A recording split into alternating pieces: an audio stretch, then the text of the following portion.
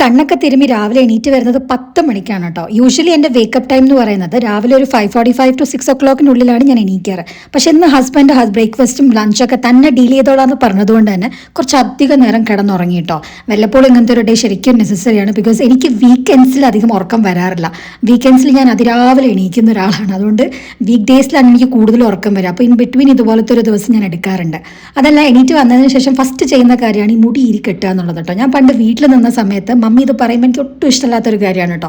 ഞാനപ്പോൾ തിരിച്ചു പറയുമായിരുന്നു, എവിടെയും പോകുന്നൊന്നുമില്ലല്ലോ, വീട്ടിൽ തന്നെയല്ലേ ഇരിക്കുന്നതെന്നൊക്കെ. പക്ഷേ ഇന്ന് ഞാൻ എൻ്റെ ഹസ്ബൻഡിൻ്റെ കൂടെ സെപ്പറേറ്റ് ആയിട്ട് ജീവിക്കാൻ തുടങ്ങിയപ്പോൾ ഞാൻ എണീറ്റ് കഴിഞ്ഞാൽ ഫസ്റ്റ് ചെയ്യുന്ന കാര്യം അതാണ് കേട്ടോ. എൻ്റെ വീഡിയോയിലൊക്കെ ശ്രദ്ധിച്ചാൽ അറിയാം, ഞാൻ അധികം മെസ്സി ആയിട്ടൊന്നും ആയിരിക്കില്ല എൻ്റെ ഡേ സ്റ്റാർട്ട് ചെയ്യുക. ബിക്കോസ് എനിക്ക് ഒരു ഫ്രഷ് സ്റ്റാർട്ട് വേണമെങ്കിൽ ആ മുടിയൊക്കെ കെട്ടി കുറച്ച് വൃത്തിയായിട്ട് എണീറ്റ് വരുന്നതാണ് എനിക്കും ഇഷ്ടം.